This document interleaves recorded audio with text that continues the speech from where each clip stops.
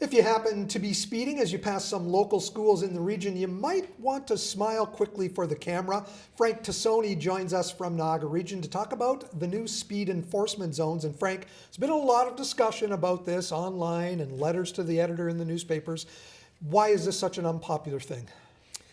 Well, it's unpopular because obviously speeding has become a bit of an accepted process in Niagara.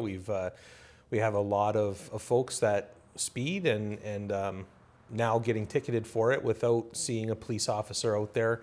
I think the community feels that the region is somewhat trying to grab some money, but the reality here is that we're trying to increase the safety on our roads, and so it's garnered a fair bit of resident inquiries and concern simply because obviously those charges come out of motorist pockets.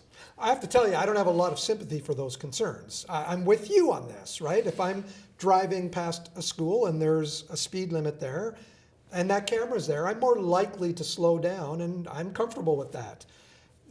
How did you choose the locations? The locations were chosen, so we have a community safety zone program. And the region had an initial 12 community safety zones that we were operating.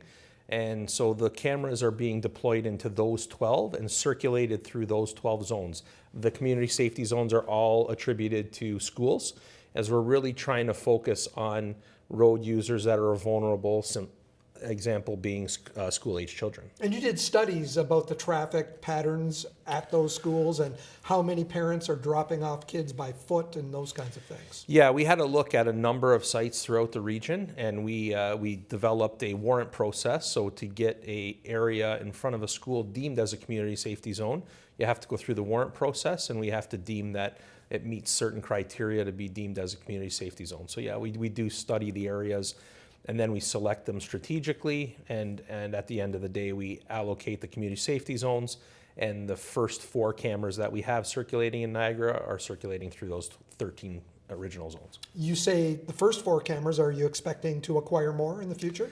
That's a decision that will come before council.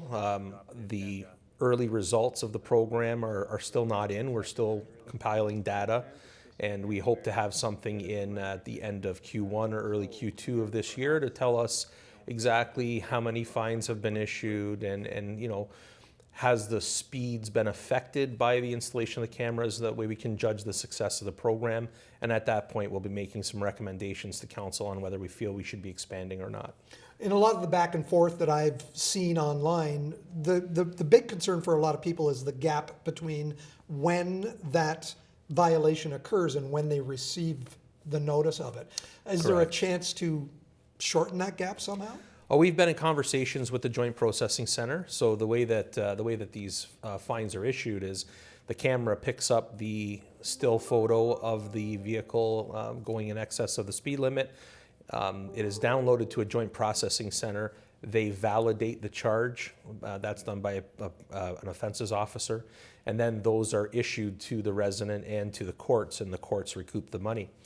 And so in looking at that, there are provincially legislated timelines that they have to work within, and they have 23 days to issue that ticket. We are working and we are continuously bringing that back, that our residents seem to be very concerned about the duration of time being 23 days, and then postage, you're probably 25 to 26 days before you're getting that ticket at the max. So yeah, we are continuously bringing that information back. However, the Joint Processing Center is operating within the mandate that they have that's been legislated provincially. So we continue to bring it back. It's hard for us to say whether that would change or not. I would argue that when I'm driving by, if I speed, I'm going to see that light flash. I should know I'm getting a violation right at that moment. Yeah, if you're actually paying attention to the camera, the ones that we had deployed in the first round were the mobile units, so they're actually on the ground. I would say that seeing that flash is likely a little bit easier. The ones that are deployed in the second are the semi-permanent, which are up on a pole. And so those weren't available for the first rotation, but that's what we're using going forward. So it might not be as visible, but we're hoping that when you see the signage that it's in use, that would be your cue that if you're going over the speed limit, right, there's a high likelihood that you're going to be receiving a charge. And if I see that flash on Monday, on my way back home, I'm considering maybe slowing down because I saw the flash.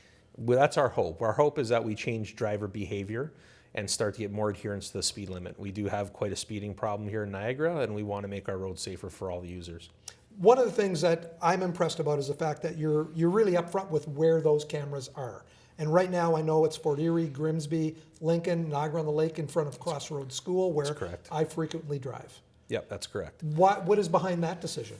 Well, we're not trying to blindside anybody. Right. What we're trying to do is bring awareness to vulnerable road users, and so we have no reason to hide where we're putting the cameras. We also have signage, and we're improving the signage on an ongoing basis to notify residents and motorists that this is a sensitive area that you're driving through, and we want you to slow down.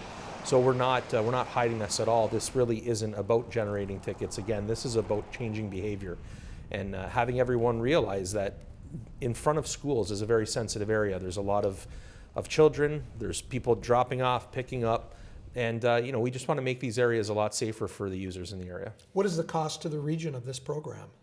The cost runs net neutral, so the revenue from the tickets is used to offset the costs of operation, and then any net revenues are mandated. They have to be put back into road safety.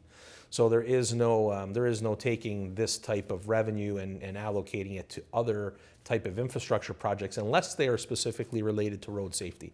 So that is a good message to deliver, is that any proceeds from charges does get rolled right back into road safety. Frank, thanks for shedding some light on this program, which I believe is a very good program. Thanks for coming in. I appreciate the time. Thank you very much.